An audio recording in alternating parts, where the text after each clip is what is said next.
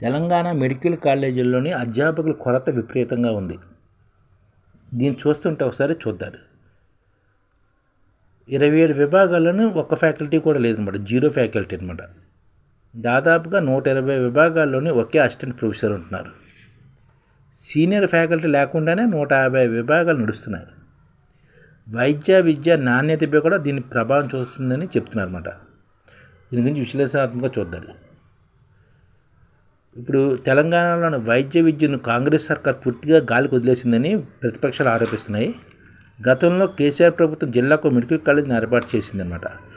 నేడు ఆ కాలేజీల అధ్యాపకుల కొరత తీవ్రంగా వేధిస్తుంది. దీనిపై తాజాగా తెలంగాణ సీనియర్ రెసిడెంట్ డాక్టర్ల అసోసియేషన్ ఒక సర్వే చేసిందనమాట. ఆ సర్వేలో వెలుగు చూసిన అంశాలు ఒకసారి చూస్తే రాష్ట్రంలో మొత్తం 36 ప్రభుత్వ వైద్య కళాశాలలు ఉన్నాయి. జాతీయ వైద్య మండలి నిబంధనల ప్రకారం ప్రతి 100 మంది మెడికల్ విద్యార్థులకు ఒక ప్రొఫెసరు, ఒక అసోసియేట్ ప్రొఫెసరు, 2 అసిస్టెంట్ ప్రొఫెసర్లు, 2 సీనియర్ రెసిడెంట్స్ ఉండాలి. కానీ రాష్ట్రంలో మెడికల్ కాలేజీలు మొత్తం 27 విభాగాల్లో జీరో టీచింగ్ ఫ్యాకల్టీ ఉన్నట్లు ఈ సర్వేలో తేలింది. ప్రధానంగా జోగులాంబ గద్వాలు, ఆసిఫాబాదు, కొడంగల్లు, భూపాలపల్లి, నారాయణపేట ప్రభుత్వ వైద్య కళాశాలలు ఈ సమస్య తీవ్రంగా ఉన్నట్లు వెల్లడైందన్నమాట. 150 విభాగాల్లో ఫ్యాకల్టీ లేకుండానే పని కావించేస్తుందన్నమాట. ఇక కాలేజీల్లోని 150 విభాగాల సీనియర్ ఫ్యాకల్టీ లేదు. ఆయా విభాగాల ప్రొఫెసర్లు, అసోసియేట్ ప్రొఫెసర్లు మొత్తానికి లేరని తాజా సర్వేలు తేలింది. దీంతో కొన్ని చోట్ల జూనియర్ ఫ్యాకల్టీతో నెట్టుకొస్తున్నందున ఆ కాలేజీల గుర్తింపు రద్దు అయ్యే అవకాశం ఉన్నందున భవిష్యత్తులో పీజీ కోర్సులు అనుమతి లభించదని ఆవేదన వ్యక్తం చేస్తున్నారు. వాళ్ళు వైద్య కళాశాలలోని కీలకమైన 70% విభాగం కనీసం ఒక్క ప్రొఫెసర్ కూడా లేదని స్పష్టం చేసింది.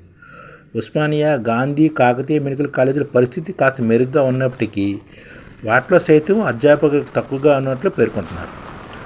120 విభాగాల ప్రొఫెసర్లు, అసోసియేట్ ప్రొఫెసర్లే లేరని, కేవలం ఒక్కరే ఫ్యాకల్టీ మెంబర్ అసిస్టెంట్ ప్రొఫెసర్ ఉండడంతో వారిపై అకాడమిక్ ఒత్తిడి పెరిగిందని తెలుపుతున్నారు. అలాగే ఎంబీబీఎస్ విద్యపై కూడా తీవ్ర ప్రభావం పడుతుందన్నమాట. యూజీ వైద్య విద్యకు పునాదిగా ఉండే ప్రీ క్లినికల్, పారా క్లినికల్ విభాగాల అధ్యాపకుల కొరత తీవ్రంగా ఉన్నట్లు అధ్యయనం కూడా తేలింది. దీంతో anatomy, physiology, biochemistry, pharmacology, microbiology, social and preventive medicine, forensic మెడిసిన్పై తీవ్ర ప్రభావం పడుతుందని కొన్ని కాలేజీల్లో ఈ 7 విభాగాల్లో ఫ్యాకల్టీ లేరని వెల్లడైంది. దీంతో ఆయా కాలేజీలో ఎంబీబీఎస్ మొదటి 2 సంవత్సరాల విద్యుత్ నాణ్యత తగ్గిపోతున్నట్లు ఈ సర్వేలో పేర్కొన్నారన్నమాట. వాళ్ళు కాలేజీల్లోని అనేక విభాగాల్లోని అసిస్టెంట్ ప్రొఫెసర్లు స్వల్పకాలిక కాంట్రాక్ట్ పద్ధతిలో, మరిన్ని విభాగాల్లో 100% టీచింగ్ స్టాఫ్ కాంట్రాక్ట్ పద్ధతిలో పనిచేస్తున్నారు. దీంతో ఆయా విభాగాలు సీనియర్ రెసిడెంట్లపై కూడా ఆధారపడి పనిచేస్తున్నాయని పేర్కొంటున్నారు.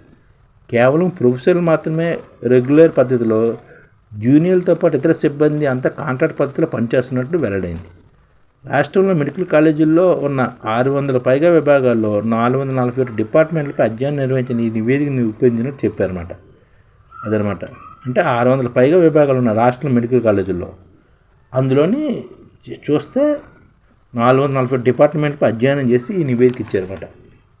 జీరో ఫ్యాకల్టీ విభాగాలు ఉన్న ప్రభుత్వ వైద్య కళాశాలలు ఏంటంటే జోగులాంబ గద్వాల, ఆసిఫాబాదు, కొడంగల్, భూపాలపల్లి, నారాయణపేట అన్నమాట.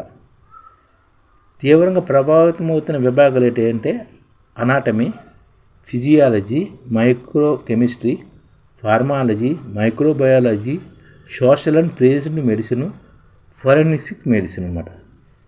సీనియర్ ఫ్యాకల్టీ లేకపోతే జరిగే నష్టం ఏంటంటే అకాడమిక్ పర్యవేక్షణ ఉండదు, పాఠ్యాంశాలకు ప్లానింగ్ ఉండదు, పరీక్షల నిర్వహణ కష్టమవుతుంది, పోస్ట్ గ్రాడ్యుయేట్లకి శిక్షణ ఇవ్వడం తక్కువగా ఉంటుంది అన్నమాట.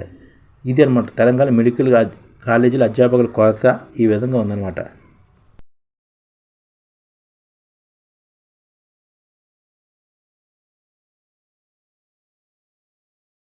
ఈ ఛానల్ ముఖ్య ఉద్దేశం ఏంటంటే మన తెలుగు రాష్ట్రాల్లో 1 కోటి మందికి సంఘటిత రంగాల్లో ఏ విధంగా ఉద్యోగాలు ఇవ్వవచ్చు, కనీస నెల జీతం 30,000 వరకు ఏ విధంగా ఇవ్వవచ్చు, ఏ విధంగా చేస్తే ఉద్యోగాలు సృష్టించబడతాయో వివరిస్తూ ఈ ఛానల్ వీడియోలు వస్తాయి.